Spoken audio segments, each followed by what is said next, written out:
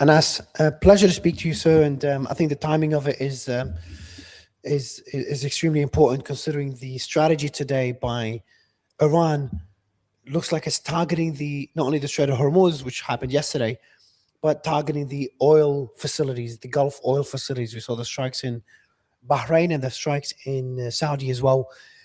Before we get into the impact on the global economy, I want to get your thoughts on that strategy, and more importantly, how impactful has it been?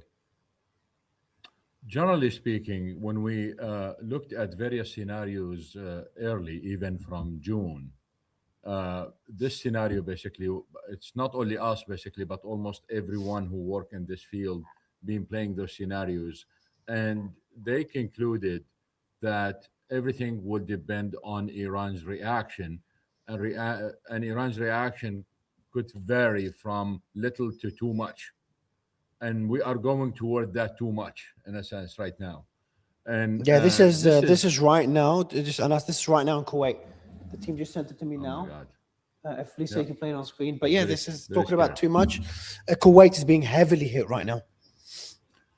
So the reaction of Iran basically is going to determine what's going to happen in energy markets, regardless of the story yesterday, because the story yesterday about the Hormuz Strait, as reported in the media, was not correct. It is really the insurance that halted all those shipments and got the LNG and the oil tankers got stuck in the Hormuz Strait. But those attacks on the neighboring countries and on the oil facilities are changing the whole landscape right now, changing all the expectations, and we are moving from kind of the scenarios that we believed will prevail yesterday to new scenarios, and we are on a slippery slope right now, which On means the that Strait it of might on get the Strait of sorry, and I hate to interrupt you again, but just the timing of it. You've just mentioned the Strait of Hormuz, and the news just came in as well. The advisor to the commander of the IRGC said we have closed the Strait of Hormuz. Any ship that tries to cross will be burnt. He just made that statement 3 minutes ago. well. So the again, this is a slippery slope. We are going toward a big crisis right now, and the reason why, because we do have about 14 to 15 million barrels of crude that comes from the Gulf. Uh, we heard a lot about oil and LNG since the crisis started. What people are not paying attention to is that 33% of the world's fertilizers that are traded globally comes from the Gulf too. And this is when you talk about Asia and Europe right now, this is the planting season. So even if the war ends very soon, like President Trump said, 4 weeks, this planting season basically is going to be a crisis too, and therefore people are going to pay the price of this for months to come if the fertilizer issue becomes really kind of a food crisis later on. So it's not In only which oil and gas. countries for these fertilizers are heading to which country in Asia? You said. No, it's mostly Asia, but some of it basically goes to Africa and Europe. But the issue here is it's not only oil and gas. We have other things, methanol, for example, which is used in so many industries. So we do have a serious problem at hand right now that's going to affect the whole world. And what we've seen in oil prices, uh, they went up by about 14% when the market opened and then declined to about 5 6%. uh, this is due to the fact that Iran itself moved a lot of oil out of the Gulf before the attack, and then Saudi Arabia, UAE, and Qatar, sorry, Saudi Arabia, UAE, and Iraq did the same thing. So we've seen about an additional 1.1 million barrels a day last month leaving the Gulf. So there is enough oil for the short run right now, in addition to the floating storage we have from Russia and Iran previously. So we do have enough oil for the short run. But what's going to happen next? That's where the problem is. What do you mean when you say short run? How long is short run? How long is the enough oil? Probably about 2 to 3 weeks from Okay. now. And then for China, China is probably safe for about 2 months. But for the rest of the world, we are talking about only 2 to 3 weeks. How about the LNG prices and the strikes that happen in Qatar? How will that impact the rest of the world, This including is Europe? this is really a bigger problem than oil right now. And the Okay. reason why, because we have experience with oil for a long time. We went through several wars, including the Iran-Iraq war, the liberation of Kuwait, Gulf War, etc. Oil is stored in almost every country around the world, but that's not the case with LNG. So the halt of the LNG exports in Qatar is a serious problem, and here is why. If you look at Europe right now, Europe's natural gas inventories are very low, and they are at the lowest level of the 5 year range. And if you look at their oil inventories, they are extremely low by historical standards. They are the lowest in so many years. And the reason why, because they switched from Russia to Kazakhstan. Then we have the problems in Kazakhstan, so they couldn't get the Kazakh oil. Then we have the deep freeze in the United States with the bad weather, so they couldn't get the US oil. And as a result, their inventories went down. They need to replenish that. And now, because of the Gulf crisis, we are going to see a competition between Asia and Europe for those resources, whether LNG or oil. And it's going to go to the highest bidder. And if you look at history, the highest bidder is always are always the Asians. It's not the Europeans. In addition, we are going to see kind of a change in geopolitics here, because Europe will find out that the only country that's going to rescue Europe right now is Russia. The only country that will rescue Europe is Russia. Who would have thought I would hear that? So, okay, what does that mean geopolitically for Russia, Ukraine? Well, this is it may not mean much for Ukraine, but the idea here is Europe already imposed sanctions on imports of oil from Russia, but they've Yeah. been getting it through other countries. Historically, they've got it through Turkey and they got it through India, etc. But they have not imposed sanctions on gas yet, especially the LNG. So that line is still open, and therefore they can import the more Russian gas, and because the ban they have is for 2027, so they can import Russian gas without any problems. But that's going to go up, and that's against the intention, against the policies that they want to implement.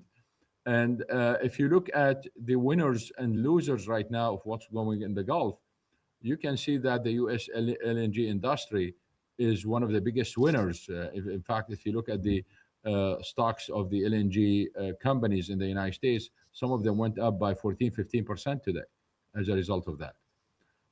So the U.S. LNG industry is a big winner, and the Russians are a big winner Russia's a big here one, yeah. because winners in terms of supply, and their prices will go up, so they will get more revenues. The irony of all this on us.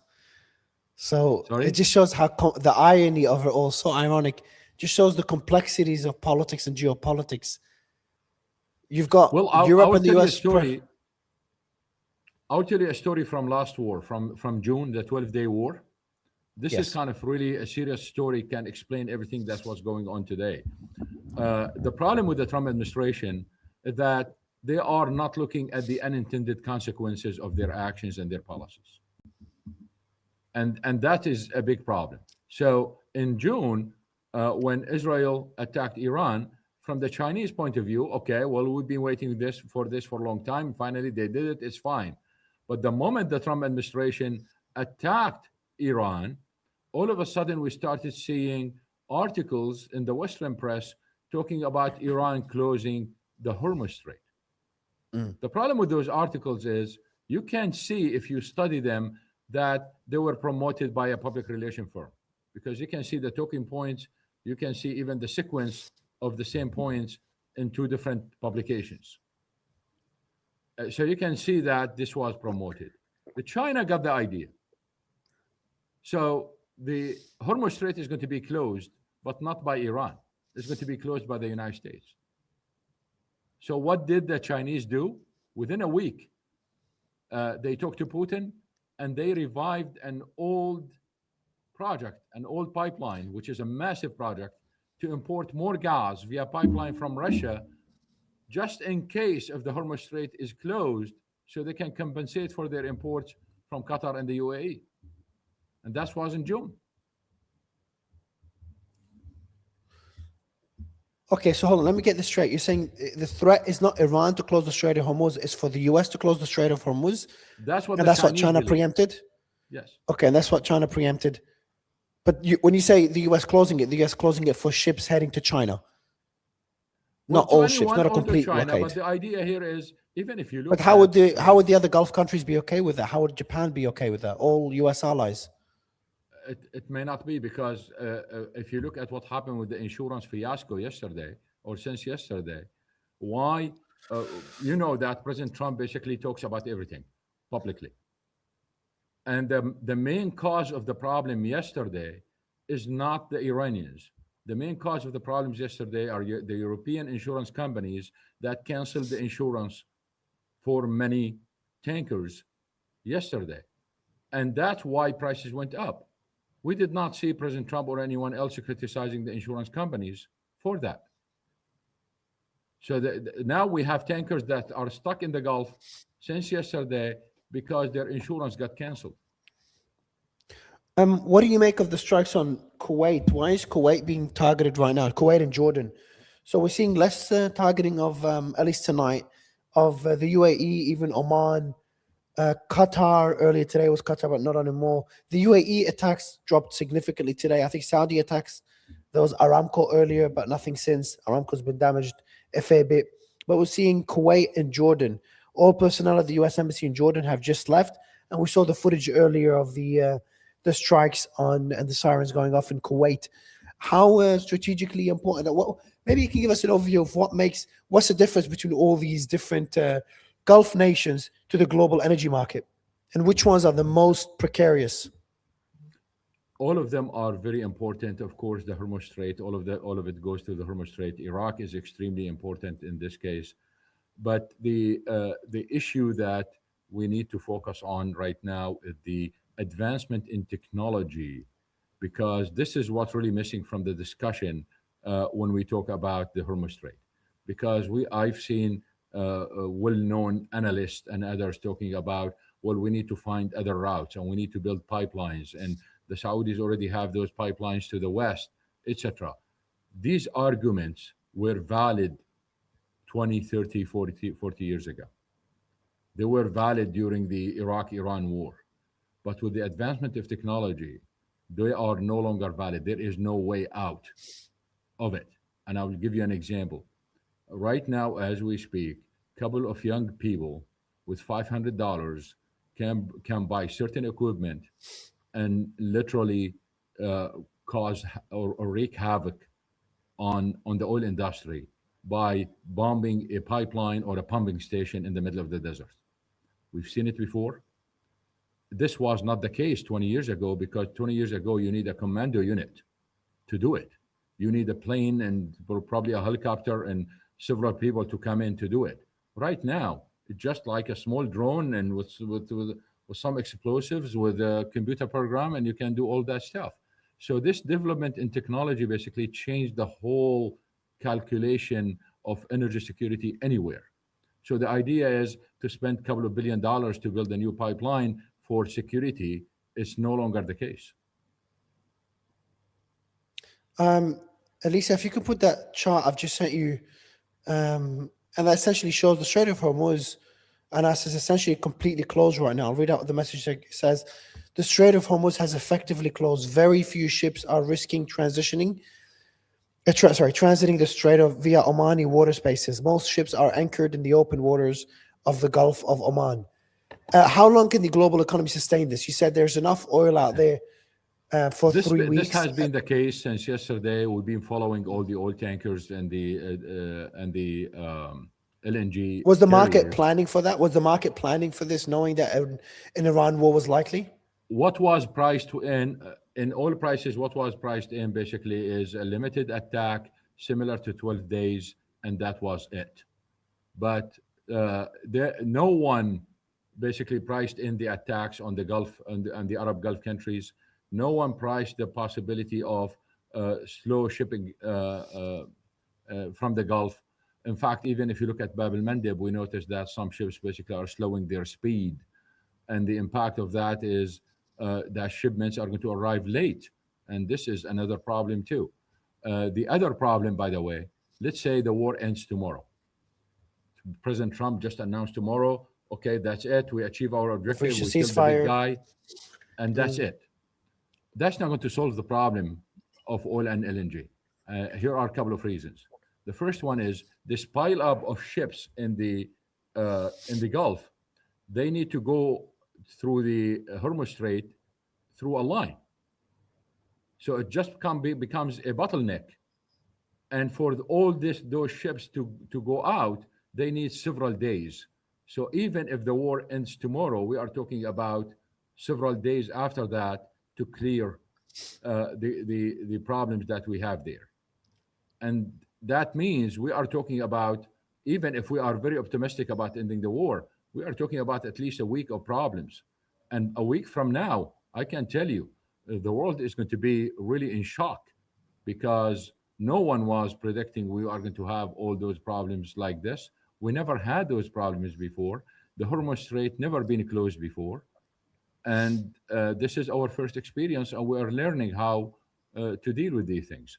The other problem we have, and I think one of the countries reported this morning, probably Iraq, I forgot which one. Um, if the ships are not leaving and the empty tankers are not coming in, and those countries are producing oil, then their inventories, their storage facilities are going to be full. Their pipelines are going to be full. At that time, they have to cut production. And that's another problem, because even if if the war ends, then it takes time to bring that production back online. So, any way you look at it, we do have serious problems, even if we are talking about 4 weeks, like President Trump said. Um, all right. What can you tell us about the gold prices? The gold has been ticking up for a while now. It's up today. What's it at now? It's at 5,337 right now. What do you make of that, and what could we expect? Well, a couple of things here. Of course, when we have a doomsday scenario, you go to gold anyway. I mean, this is really the case. And while all people are focusing on buying gold and going to safety, if you really want to know the politics of what's been happening, because there are too many issues related to this, and I will allude to some of them. Watch out and see who is selling, because this is going to be a very interesting thing to see if there are certain countries selling gold right now, because probably they know things we don't know, and knowing things we don't know, that will bring us to the bigger picture. What did China know about Venezuela that we did not know? What did China know about Iran that we did not know? Because those guys were ready. They were always ahead of the game. They were even about the tariffs, basically, they were ahead of the game. So by the time, basically, Maduro was arrested, China shifted its imports from Venezuela to Western Canada. So they knew in advance. They've been building their inventories for several months now, since last August. They've been building their oil inventories. Why? We were wondering what they are planning. So they were preparing for either war, sanctions, or interruption, just like we do, right? What we have right now. So they built their inventories to more than 1.2 billion barrels. 1.2 billions, and that's what we know about. There are things probably we don't know about. And at the same time, we have over 60 million barrels of floating storage of Iranian and Russian storage, or floating storage next to Malaysia and China. So they were prepared. They knew that something is happening. And the question here is, and I posed this on your show this morning, by the way.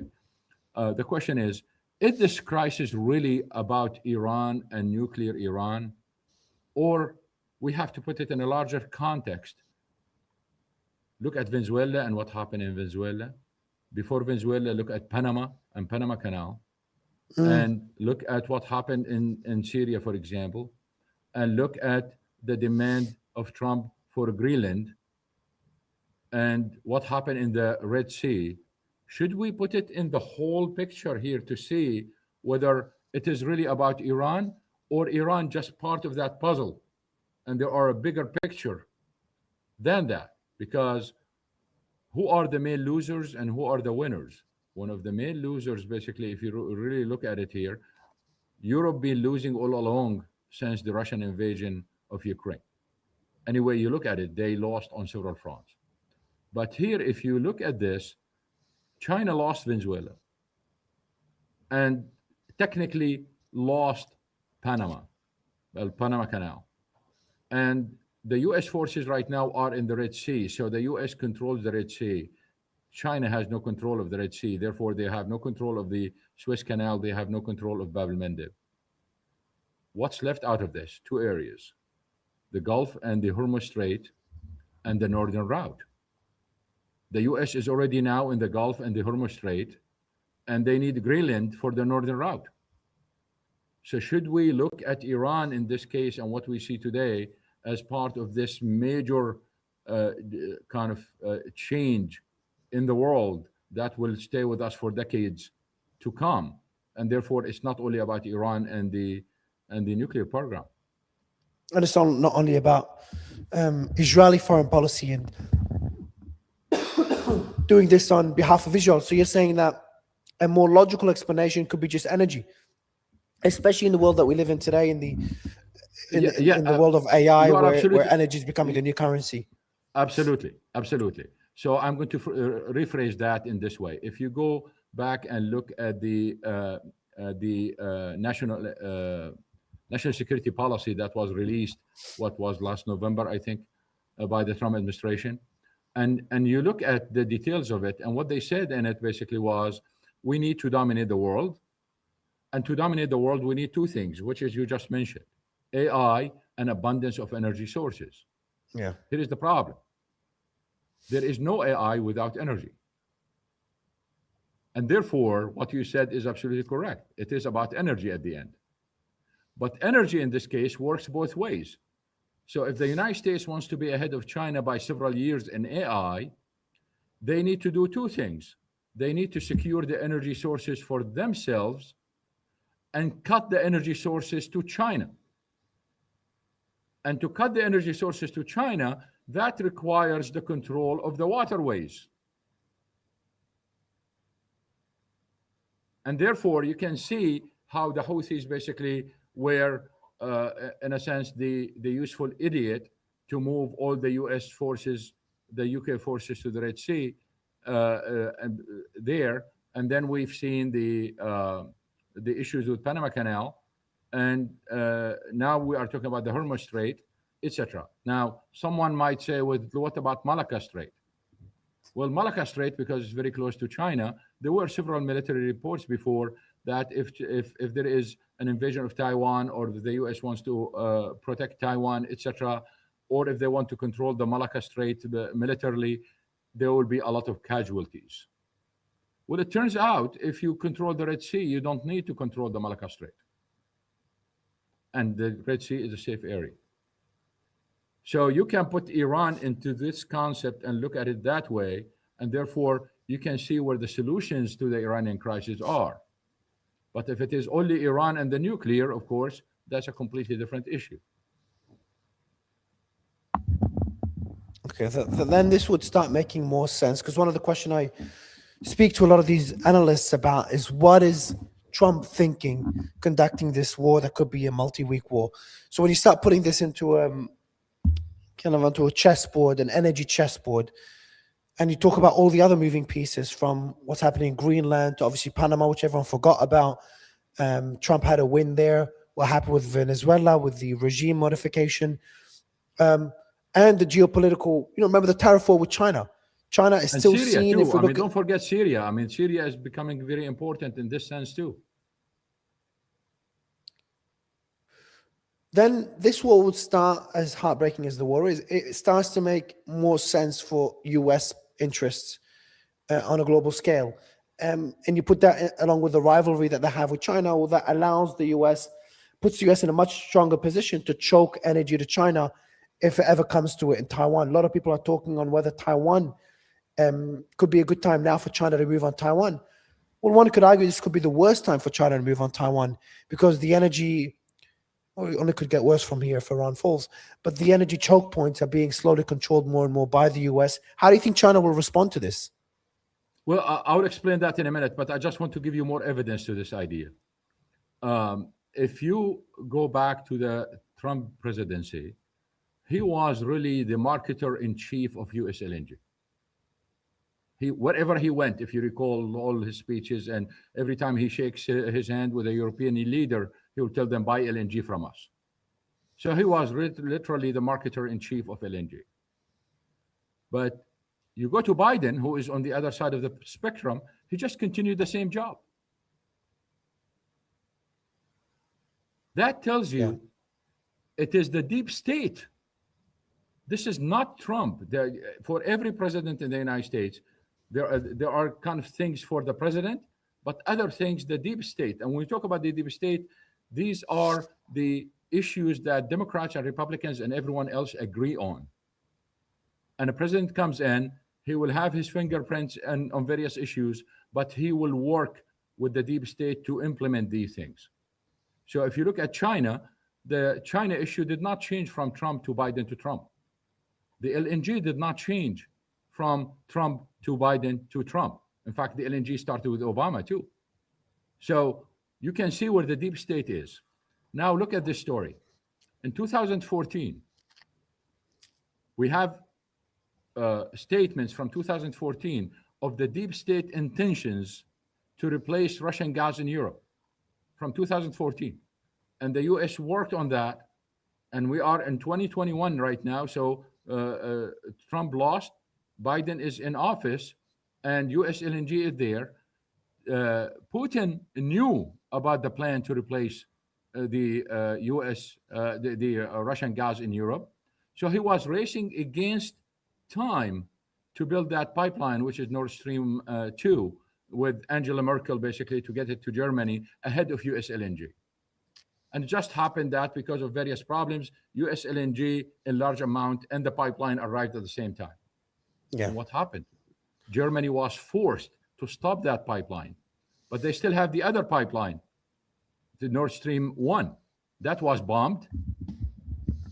And then the US told Germany, you have to import LNG from me. Germany said, I don't have any LNG regasification units. They said, okay, we'll help you with that. And now we went from zero dependence on the United States to 30% dependence. So the EU dependence on the United States for natural gas is 30% right now. It was zero. And dependence on Russian gas basically is about 9 to 11%. US foreign policy is working if you look at these metrics. Absolutely. And LNG has become an integral part of that US foreign policy. And US LNG has become an integral part of national security. And that is where the problem, if you look at what happened in Qatar today, when they closed that LNG plant and the LNG production, put it in that context. The US LNG has become a national security issue. And therefore, anything will touch it, anything will can't compete with it, has to be finished, has to stop. So this is what happened today basically is music to Trump's ears when the Qataris announced the halt of production of their LNG plants. If you go back to that June story, basically, we had many Asian countries, they were looking for partners to sign LNG contracts so they can import them. They were supposed to do it with US companies, but because of Trump trade war and because of Trump tariffs, they did not. And they were looking at contracts with Qatar and Emirates. And all of a sudden, the story of Hormuz Strait came up. Who's looking at contracts with Qatar and Emirates? There were several Asian companies were looking for long-term contracts to from which import countries? LNG to Asia. And they were supposed to sign contracts. Which countries are those? Which countries are those on us? Companies from which Asian countries? We are talking about China, South Korea, Japan, those the major ones. They were supposed to sign LNG contracts at that time, some of them with U.S. companies. But because of the trade war and because of the tariffs, they started looking at Qatar and UAE for their new projects. You know, they will come online later on. And all of a sudden, those stories came out about the Hormuz Strait. And the message was, if you are going to buy from Qatar and the UAE, Hormuz Strait will be closed, and then therefore you lose. If you sign with us, you have no problems. So anything that's going to compete with that national security element, which is an LNG, is going to be nailed. And you mentioned earlier the importance of Syria. Can you elaborate on that? What makes Syria so important? Syria, basically, of course, I mean, you are talking about a country that was under the control of Russia and Iran. So basically, kicking Iran out was important, and limiting the role of Russia in it is very important too. But at the same time, how important is Syria for the global oil industry? It's not for about the global the oil. energy. The global energy industry. Sorry. Correct. So there are a few things here. If you look at the idea that we are going to block Russia from supplying the rest of the world with oil and everything and gas, what is the substitute? You look at Qatar, for example, you look at Iraq, you look at Egypt, you look at all those countries. If you want to supply Europe, there is something called the Arab gas pipeline. The Arab gas pipeline basically goes all the way from Egypt to the borders of Turkey. And it just needs hookup basically to Turkey to distribute gas to Europe. Putin killed that. Putin killed it. But the gas pipeline still exists today. So you talk about oil pipelines from the Gulf to the Mediterranean. The same old pipelines that were built like 70 years ago, 80 years ago. Where is it going to go? Through Syria. So if you want to talk about the energy and the future and the way those countries are going to integrate in the new economy that whoever planning these things are, Syria becomes extremely important for those pipelines. At the same time, what is the interest of Saudi Arabia, for example, in the area? Well, it's the same interest of Russia. They want access to the Mediterranean. Russia does not have access to the Mediterranean. They have it through Syria. Saudi Arabia does not have access to the Mediterranean. Now they have it through Syria. So location of Syria becomes extremely important for those reasons. And you mentioned Greenland earlier. What changed in Greenland? Well, Greenland, if the U.S. is going to take Greenland, basically they will have access to the Arctic, and therefore. But then, I think the whole discussion of U.S. taking Greenland is no longer happening. I think they've reached some sort of deal, but I don't know what that deal really entails. It just didn't. It seemed like a lot of nothing. I think Trump will keep talking about it no matter what. I think but the issue is related to the northern route. Whether the ice melts or not, it doesn't matter, because the technology has advanced so much that we can create the northern route with certain type of ships where they can sail. Yes, they are expensive and they are a little bit costly, but they save a lot of money. So the whole issue of Greenland, even if they don't do it, but the whole process of thinking about Greenland is really to have access to those waterways, because that's the only waterway that the United States does not control. To give you another example on this, the United States imposed sanctions on Russian LNG plants and on all the LNG tankers that are associated with those plants. Now, they put it under the guise of Ukraine, but it has nothing to do with Ukraine. It has to do with that LNG thing idea. And Russia couldn't do anything with that because of the sanctions. But once the ice melted, they exported 22 tankers to China. And with that route, U.S. has no control. Russia seems to be doing well from all this right now. Relatively, yes. Putting aside what happened with the Ukraine war and the U.S. cutting off Europe as a client, based on what's happening right now in Iran, oil prices are up. The U.S. is getting weaker, and munitions getting depleted, targeting Iran, and getting distracted from Ukraine. We heard calls We had reports that Trump called Zelensky a few days ago, telling him he wants the war to end in a month. Seems like it's music to Putin's ears, really. It is, and in fact, Putin is angry at India right now because they yielded to Trump and they reduced their imports from India. And now with the cut off from the Gulf, because they did increase or they did replace some of the Russian imports with imports from Saudi Arabia and Iraq, and now they got stuck. So probably they will import more if there is available amount of oil to them.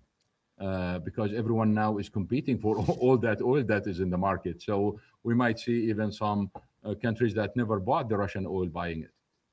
Interesting. Well, Anas, I really enjoyed this conversation. I think it gives us a different perspective, especially for those of us trying to understand the reasoning behind this war. Well, you've just given a very good explanation, a very logical explanation. I really enjoyed it, and I'd love to have you back on the show as we continue analyzing this and the impact it's having on the global economy. Thank you, sir.